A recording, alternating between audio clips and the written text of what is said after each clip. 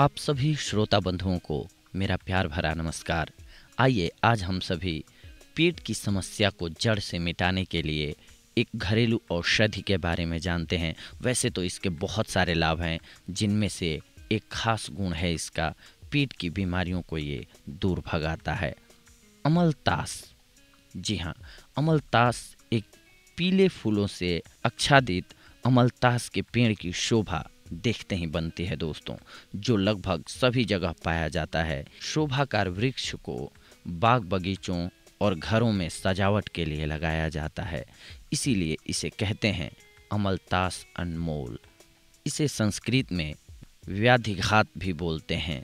अमलतास एक मध्यम आकार का पेड़ होता है। इसकी हाइट लगभग 25 से 30 फुट होती है। अमलतास फूलों वाला एक सुंदर वृक्ष तो है ही, इसके गुण और लाभ उपयोग में लाए जा सकते हैं हमारे जीवन में। इसकी पहचान सबसे पहले हम जानते हैं। अमलतास मैदानी भागों, निचले हिमालय की श्रृंखला, विंध्याचल, पूर्वोत्तर राज्यों के जंगलों में अधिकता से मिलता है। अमलतास के पत्ते लगभग 3 से 6-7 इंच लंबे, चिकने और जामुन के पत्तों के समान होते हैं। पेड़ की छाल मटमैली और कुछ लालिमा लिए होती है। टेढ़े से 2.5 इंच व्यास के चमकीले मखमली पीले रंग के होते हैं। फूलों में कोई गंध नहीं होती है इसके। अमलतास की फलियां 1 से 2 फुट लंबी और बेलनाकार होती हैं। कच्ची फलियां हरी और पकने पर काले रंग की लगभग पूरे वर्ष वृक्ष पर लटकती रहती हैं। फली में गूदे के साथ साथ 25 से 100 तक चपटे एवं हल्के पीले रंग के बीज होते हैं। फली पकने पर गूदा काफ़ी के रंग का दिखता है। अक्सर आप देखते होंगे, जब रोड पर जाते होंगे तो शहरों में ये दोनों साइड शोभा के लिए लगाई हुई होती है। वसंत ऋतु के पहले अमलतास के पेड़ की पत्तियां झड़ जाती हैं। इसके बाद नई पत्तियां और पीले फूल प्रायः एक साथ ही निकलते हैं। फूलों के परागण के बाद फली लगती है, जो 1.5-2 फुट लंबी, गोल और लटकी रहती है। यह बेलनाकार, कठोर एवं 1 इंच व्यास तक की होती है। यह कच्ची अवस्था में हरी और पकने पर लाल काली हो जाती है। इसकी फली के अंदर का भाग, गुदा, अनेक कोष्ठों में बटा रहता है। अब इसको हम जानते हैं किन किन बीमारियों को ये दूर करती है। हमने सबसे पहले आपको बताया था कि ये पेट की बीमारी को दूर करने में बेहद लाभकारी साबित होती है। बच्चों का अगर पेट दर्द हो रहा हो तो अमलतास के बीजों की गिरी को पानी में घिसकर नाभि के आसपास लेप लगाने से पेट दर्द और गैस की तकलीफ में आराम मिलता है, पेट साफ हो जाता है। गले के रोग, अमलतास की छाल के काढ़े से गरारा करने पर गले की प्रदाह, ग्रंथि शोथ यानी कि गले की नली में सूजन इत्यादि रोग ठीक हो जाते हैं। बिच्छू का विष, अमलतास के बीजों को पानी में घिसकर बिच्छू के दंश वाले जगह पर लगाने से कष्ट दूर होता है।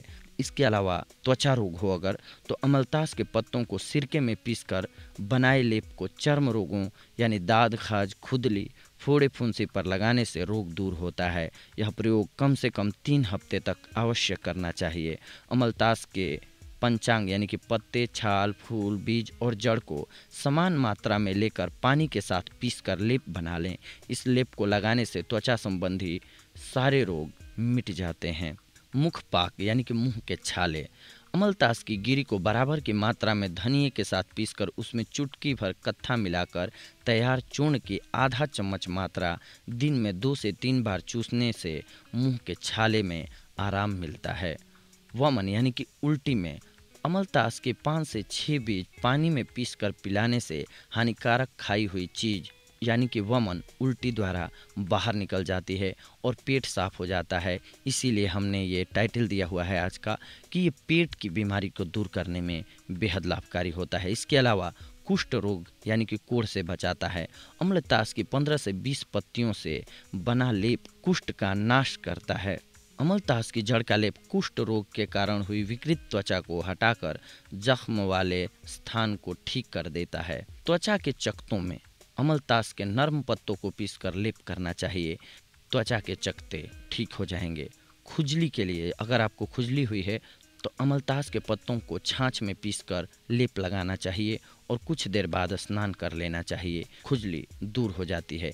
इसके अलावा कफ रोग, अमलतास के गुदे में गुड़ मिलाकर और सुपारी के बराबर गोलियां बनाकर गर्म पानी के साथ देना चाहिए। कफ रोग दूर होता है। भिलावे की सूजन, भिलावे की वजह से त्वचा के मोटा और सख्त हो जाने पर अमलतास के पत्तों का रस लगाने से त्वचा की सूजन ठीक हो जाती है।